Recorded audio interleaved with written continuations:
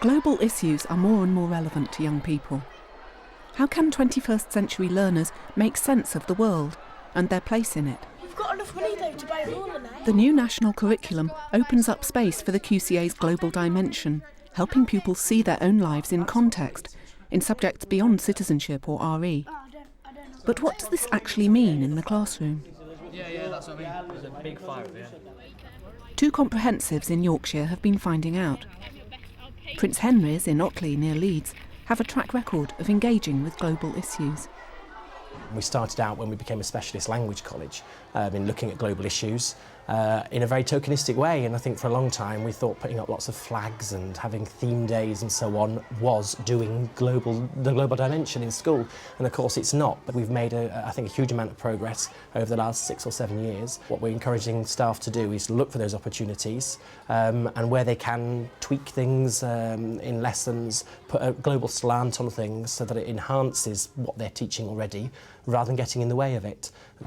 And I've put down in front of you the 8 concepts that I'm referring to here about the global dimension up on the board. Now what we're going to be doing today is we're going to be exploring these. Underlying the global dimension are 8 key concepts, including social justice, diversity and human rights. John's taken the imaginative step of mapping these directly onto a GCSE novel, Lord of the Flies. Global dimension comes up whether you like it or not when you do study Lord of the Flies, in terms of what Golding set out to do and his message about war and conflict and peace and resolution. The class is having their mock examinations next week, so we set out today to make it explicit and also to use the 8 key concepts as a revision tool. Hi. Right, so talk me through what you found so far. Well, conflict and resolution, we thought, well, first one. That's a pretty obvious thing. Throughout the whole of the novel, you get the conflict, but you don't necessarily get the resolution. There never seems to be there's always conflict, even if it's like the smallest things between them. They can never sort it out. They can never finish it. What about sustainable development then? Can you find in relation to the novel? When they made the mistake of killing the pig, the mother pig. Okay. And in what sense does that harm them? Well, it's not that because they've killed the mother pig. There's going to be no more. Yeah. In the future, for them, so it's just that one. Ties in nicely with the sustainable development. Okay. John's found he can work with all the key concepts, but can this happen in all subjects? I don't think it's as simple as sort of saying we've got these 8 key concepts and we're going to, do this across the school and choose where we're going to do each thing. It's really looking at opportunities, identifying those and then exploiting them. I think the way not to do the global dimension is for me to sit down with a big plan of the curriculum and to allocate different parts of the global dimension to different departments and say, right, please can you do this, please can you do that, off you go. I think that would be an absolute disaster if staff aren't engaged and on board, and I'm not the subject expert, they are. Creative lessons with a global dimension take planning and specialist knowledge. At Meadowhead School near Sheffield, teachers from different departments are meeting their advisor from Leeds Development Education Centre.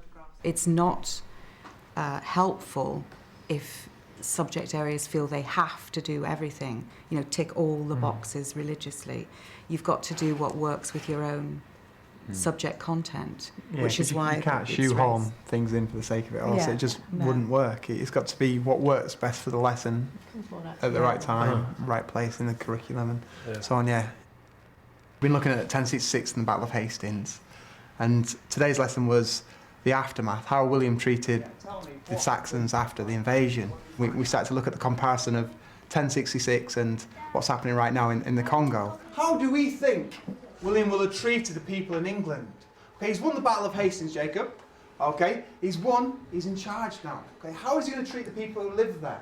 If I was William the Conqueror, I would blackmail everybody or kill everybody who doesn't obey his rules. Because you're showing quite clearly you're in charge, X and hands down, we're running out of time, everyone. Stuart's Year 7 have been comparing the Norman invasion of England with current events in the Congo to consider human rights and the effects of conflict on ordinary people. We're going to find out, are there still people like William the Conqueror today? Okay, we're going to compare 1066 in our country, in England, I'm going to compare it to today in a country called the Congo. Any ideas? Where might the Congo be? Right. Africa or Australia. First one is right. Well done. Africa. Oh, hang on. Now that one is... And then they just compared, just small, like little case studies of people living in 1066 with people living now in the Congo, and they just made comparisons and said, well, that family's lost their brothers and husbands, and that happened exactly in the same way in 1066, and they drew parallels from the two times, and then discussed, you know, the similarities, especially between the two men responsible. General Nakunda is probably a very powerful soldier, and King William is the King of England, so they've both got really big rights. Yeah, definitely, they've both got power. If you were a Saxon or a person living in the Congo now, how would you feel about what's going on? I would feel like a badly treated animal. I think, well, basically look at it more now from a personal angle. So they're looking at how people are feeling, how they would feel if it was them living there, how these people's actions have affected just everyday life. I would feel gutted and upset. Okay, why? Well, because they'd be like tearing the houses down. Right, they're destroying your homes. I feel really sad and angry because you're getting like treated badly, and they're stealing like all your food and everything. Right, excellent. You're treating you badly to make you angry because they're taking away what's yours. Okay, very good. Liv, have you got an answer? Sad and scared because they're taking things that they need and destroying their homes. Very good, very good. Taking stuff that you need. Okay, we'll have one. After empathising with individual experience, Stuart widens the discussion to consider causes of conflict. Okay, so it says, why do you think there are still people like William the Conqueror around today? Why are some people, Joe, allowed to get away with this? Look at what General Nakunda's doing now in this country in Africa. The government can't say what they can and can't do because they won't listen, because they're not strong enough. That's a very good answer. So in this country, in Africa, in the Congo, okay, the government isn't strong enough to stop General Nakunda acting like William the Conqueror. Very good, very good. They really started to pick up on the fact that not really much had changed over the 1,000 years, and it was still to do with men wanting power, and it didn't really matter where it happened in the world, it would still happen if there wasn't someone to prevent these people from doing these things. What year group was it again? Year 7. So you didn't do that sort of link into the United Nations and to who might prevent it happening? To be honest, I was very conscious of keeping it a personal kind of level. So you're looking at individuals, you know, this is how it's affected my life, this is what they've done to my family. I think as soon as I start going into the international community and saying, well, the UN should have stepped in here, it would have just gone straight over their heads. Maths is getting a global spin to a classic topic too. Mark's Year 7 are practising shape and measure, but using a game about world trade. Well, we played a game, the trading game, where they had to develop a piece of paper, or turn a piece of paper into tables, and they had to do that by measuring rectangles and getting an area of exactly 24 centimetres squared. Could only do that with some resources that I gave each group. Each group represented a country, and each country had a set number of resources. You're going to trade with each other to have the equipment that you need to make a mahogany table. What you have to decide is how big each side needs to be. It needs to be a rectangle shape with an area of 24. So for example, on this one, I've chosen a length of 12, a height of 2. Just confirm for me, that gives me an area of 24 centimetres squared, do you agree? Yep.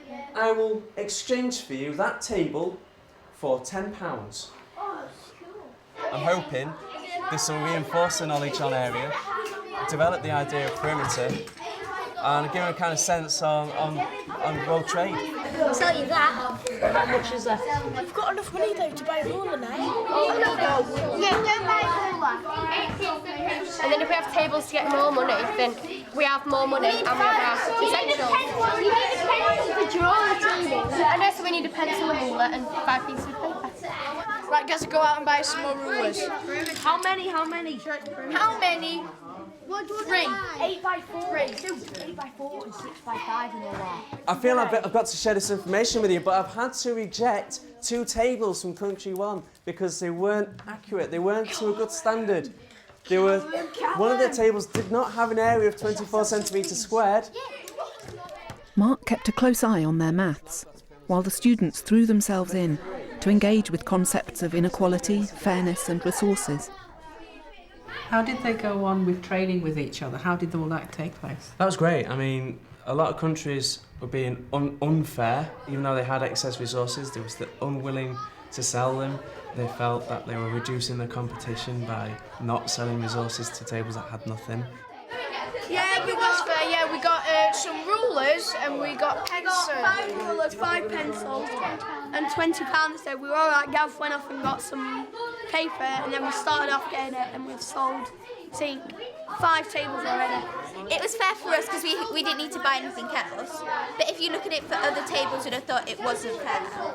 Everyone else had like money so they could buy stuff, and rulers, papers and pencils, but we only had one thing and no money. Right, in other words, you just had the logs, you had the timber, didn't you, to use, but you didn't really have the money. Now, what kind of type of country does that remind you of? China or Japan, somewhere poor. Somewhere poor, well, I'm going to say like a poorer country maybe would be... I'm thinking along the lines of somewhere maybe like Brazil or maybe Cameroon. So you've given them an opportunity to explore your own subject, maths, but to bring in aspects of a global dimension, and maybe somebody might pick it up in a history lesson or... I think it would be easier if it was the other way around and I researched before doing the lesson. It would be easier if I researched what had already been covered in other lessons in humanities and citizenship and lead on from that. That would be much more productive, I think, than doing it the other way around and trying to ask another teacher to finish off what I've started. And if I was going to plan a lesson like that again, which I will do, I would certainly look into what has been covered so I can have a more effective discussion afterwards. So yeah, you need to tell people, look, this is what we're doing, this is how well it's worked, have a go yourself kind of thing. These are the lesson plans we've done, this is how just let people know that, you know, this isn't just another idea that's come along from someone just for the sake of it. It's something that actually does work if you do it properly.